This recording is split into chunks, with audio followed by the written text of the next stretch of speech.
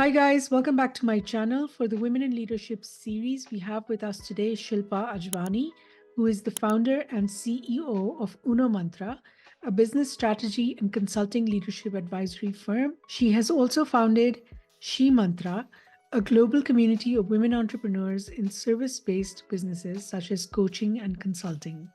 She's a much sought after speaker, panelist, mentor, and advisory board member. Let's go and talk to her. Hi, Shilpa. How are you? Hi, Amira. I'm really well, excited about speaking with you today. Also, on a personal note, reflecting upon 2023 and really getting started for 2024. Wonderful. So good to have you here. So, Shilpa, tell us about what you do and share your personal journey that led you to become a leader in the consumer and lifestyle industry. So, Amira, today I'm the founder and CEO of Unomantra. That's a business strategy consulting and leadership advisory firm. And I primarily work with clients in the consumer and lifestyle domain, health and wellness, beauty and fashion, home and lifestyle. So you name it, all the exciting things that we consume and we love. I think that's what I really create a business around. And I enable others to create a business around that as well. Also, Unomantra is creating interventions on strategic thinking and leadership. That's something which the leadership advisory vertical does for Unomantra as well, where we work with CEOs and entrepreneurs, founders, and enable them to really reveal their purpose and to create a business based on that purpose as well. So that's what Unomantra does. Now, my journey really as an entrepreneur came after 25 plus years in the corporate world. And that's where I had worked with a lot of very well-known European and American multinationals, doing everything from startup to scale to business transformation with them, primarily inside the consumer and lifestyle domain. Right. And that's what really kept my interest alive. And then came a point where I really felt that using all that experience, the wisdom, I wanted to curate the same experience for many, many more outside of just one company. And that's where Unomantra was born after 25 plus years in the consumer and lifestyle industry for me. That's absolutely amazing, Shilpa. And you tell me, as a seasoned professional with a wealth of experience in this field, how do you perceive the evolving role of women in leadership, particularly in the consumer and lifestyle industry? In lifestyle industry, Amira, has traditionally been dominated by women, but unfortunately more as consumers and those who make the buying decisions for all the products and services this particular industry offers. They say as much as 80% of the buying decisions are made by women. Now, if your consumers and key buyers are of a particular gender, I think it only just naturally makes a lot of sense if organizations manufacturing and selling those products and services were to have the same diversity inside of their organizations. If nothing else, to make sure that they understand their consumer really well. They understand the buying decisions, which really get influenced by a whole set of factors really well. And who better to guide them than a diverse team inside of their organization? So I really feel women have and must have a really important role to play, especially inside of this consumer and lifestyle industry, but everywhere in general. I think we've seen that women have had to fight a lot for their rights, everything from being allowed to vote to having a voice in the homes that they are born in, to really wanting to navigate a career. And then when they find themselves inside of organizations, dealing with everything from gendered cultural norms that hold them back, their own conditioning, the role of many others around them who would rather have them sitting at home and not participating or being vocal inside of organizations or even in society.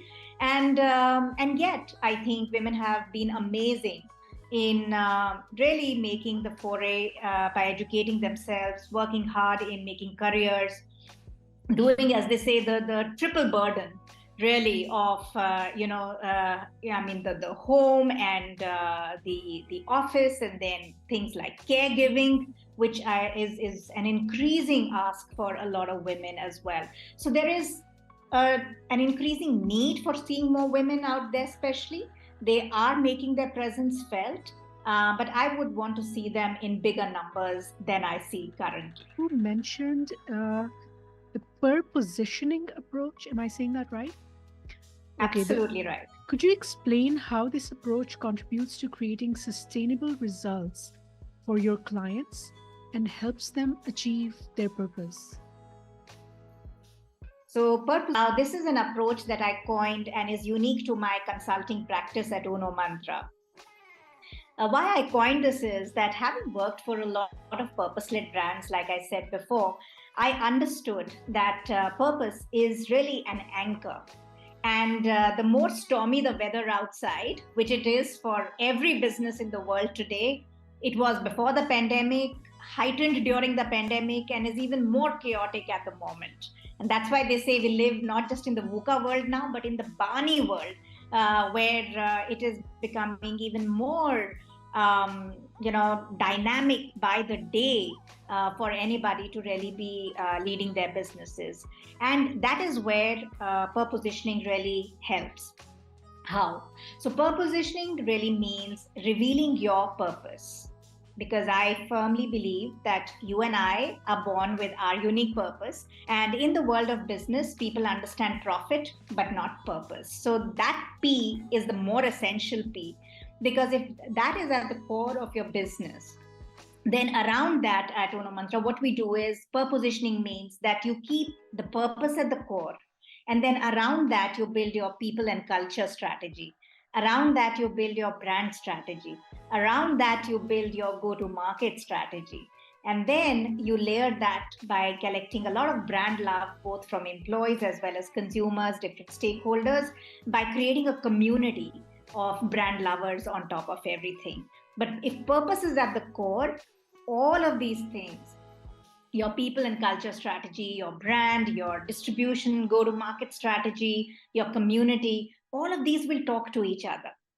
But if you, look at each of them in isolation, they will be in silos. And they will not really be talking to each other, which means that a lot of energy is dissipated. You have disengagement amongst employees. Consumers are not really loyal because they don't really know what's really driving the company at its core. What's the core of this brand? So if we really beautifully dovetail all of this together, that's what purpositioning does. It automatically starts to create ripples of sustainable growth year on year. So that's what purpositioning is. That makes a lot of sense. So, Shilpa, in your path from a corporate career to becoming an entrepreneur, what unique challenges did you face as a woman, and how did you overcome them? So, Amira, I decided to become an entrepreneur in my mid-40s. And this was a well thought out decision. And being a business strategist myself, I think perhaps I had it a little bit easier compared to many who get started in their, say, early 20s, or do it on the spur of the moment without putting a lot of strategic thought to it. So in one sense, I definitely was prepared when I decided that I wanted entrepreneurship as my second innings. And then there was no stopping me really after that. So from everything, creating a business plan to deciding how I would want to structure my strategy consulting and leadership advisory firm, to understanding what's the USP and the clientele I would want to attract. How would I want to brand myself? These are things that perhaps came a little bit easier to me. However, I think the transition from the corporate world to entrepreneurship is tough. It is tough for a man and it is tough for a woman. I think what makes it tougher for women is all the conditioning that perhaps we come with. And my last assignment in the corporate world was that of managing director for Tupperware Brands, the American multinational company. I worked as the managing director in India, leading the brand in India for them. And it was still no guarantee that I would not be faced with the imposter syndrome when I left the corporate world. Wow. Right? And I want to tell all women this. Many think that I'm this role model of confidence and I have it all.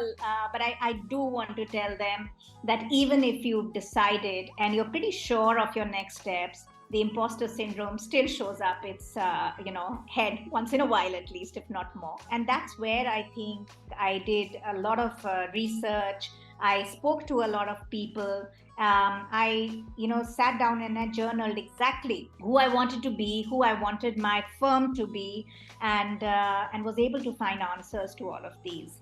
So perhaps it wasn't as difficult. But today, Amir, I work as a mentor and an advisor to also a lot of women founders who have founded their own companies. I also work with many women entrepreneurs who really work inside of the family businesses. And I see that there are all kinds of challenges over there. Everything from access to capital, to access to know-how, to access to supportive networks, to even getting support from their own families. That sometimes is the biggest struggle of it all. And last but not the least, because we still see patriarchy in all its glory coming up, I think it really becomes apparent to a woman when she starts to create a team of her own. And that's where a lot of people just don't want to report to a woman, or they don't want to take instructions from a woman. And some just don't even appear for interviews when they hear it's a woman heading that particular business. And the same is a story when she applies for a loan somewhere, or she decides to pitch her business to investors. I think we still see a whole lot of discrimination. So that's my work today, supporting women in overcoming all these challenges as entrepreneurs themselves. That's absolutely beautiful. Shilpa, it's very interesting. You talked about the imposter syndrome. Do you think that men also go through that? I think to really, we label it as the imposter syndrome, but I think to have some kind of butterflies in the stomach every time you're trying to do something new, especially if you think the stakes are high, that's something which I feel both women and men would go through.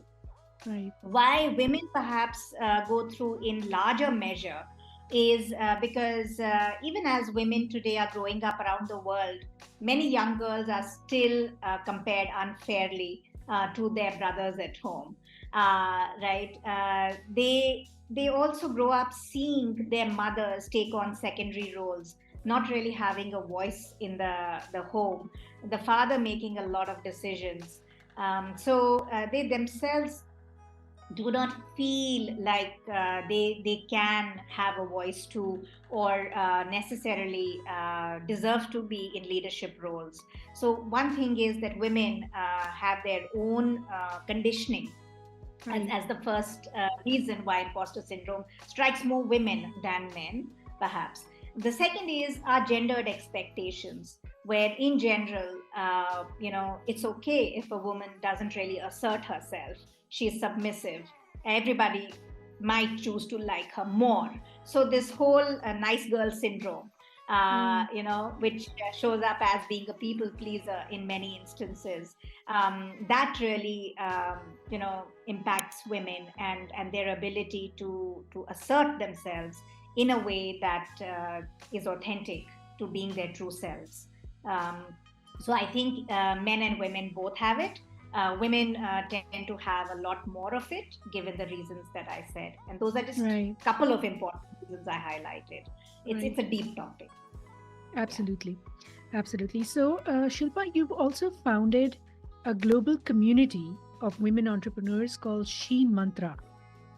What motivated you to do this, and what is the purpose of Shi Mantra? Amira, Shi Mantra is a global community of women entrepreneurs in service based businesses like coaching, consulting, counseling.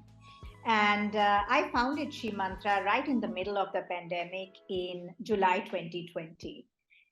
This was after a strategy call that I had with a male client, and I put down the phone that day after that call. We were looking at pivoting his business during the pandemic, and he was very worried, very fearful. And I said, this gentleman has a home, since I know the background and the context, a home looked after by an amazing wife. He doesn't have to bother about anything pretty much there. He can fully focus on his business. He has the resources to hire experts, to really look at pivoting so quickly in the pandemic while others are still thinking about it. And yet he's so fearful. I said, what about a whole lot of women in the world today who are, playing their second innings? They've had a successful stint in their corporate life, very much like myself. They Right. chose to be entrepreneurs, and to go out and do it solo is scary. And many of them have invested money, time, effort in learning how to be a good coach, how to be a good consultant, how to be a good counselor. And all they are doing right now, it was still the pandemic times, and we were still fighting for sanitizers, mind you, that instead of coaching, consulting, counseling, they are cooking, cleaning, and caregiving. Mm. And everybody feels that's so normal. But how would each of these women be feeling because they can't show up for work, since their work is taken so much for granted? Right. And who's really taking care of the home for them? Who's really taking care of the business for them? And are they really scared themselves, but also even more scared for their families first compared to their business, which is why they are themselves not sure how much time they need to invest running their business and growing their business. So I said, what if we could just as women join hands together, create a safe space, an encouraging space, and just say that we might be sitting in different boats, but the storm is the same for all of us. We can tide this time and win on the other side. And that was just the small intent, Amira, with which Shi Mantra started. And I'm so happy to say that we are running strong at 3.5 years of our existence. We are more than 540 women spread in 14 different countries, amazing coaches, consultants, counselors. So Shi That's Mantra is my passion project and close to my heart. how would somebody go and join Shi Mantra if they wanted to? Shi Mantra is a digital community. All you need to do is reach out to Shilpa Ajwani, that is me, on LinkedIn, and just send me a DM introducing yourself. We validate each profile. So it is a community where you have to come only via invitation. So it's a niche community. Right. You have to be recommended by an existing Shi Mantran, or you can reach me directly. If you are a coach, consultant, counselor running a service based business as an entrepreneur, we also have lawyers, we have healers, we have psychotherapists as well. So many different professions. So if you are one of those people and you are someone who has an abundance mindset, you will be very welcome at Shi Mantra. Thank you so much for being here, Shilpa. It was wonderful talking to you. Likewise, Amira, I wish you all the very best. May the impact of your work only increase, and wish your entire audience a happy end of the year and a fantastic new year ahead. Thank you. Thank you. Thank you so much for watching, guys. I hope you enjoyed this discussion. Please let us know by giving us a thumbs up and subscribe if you haven't already. And I'll talk to you later. Bye bye.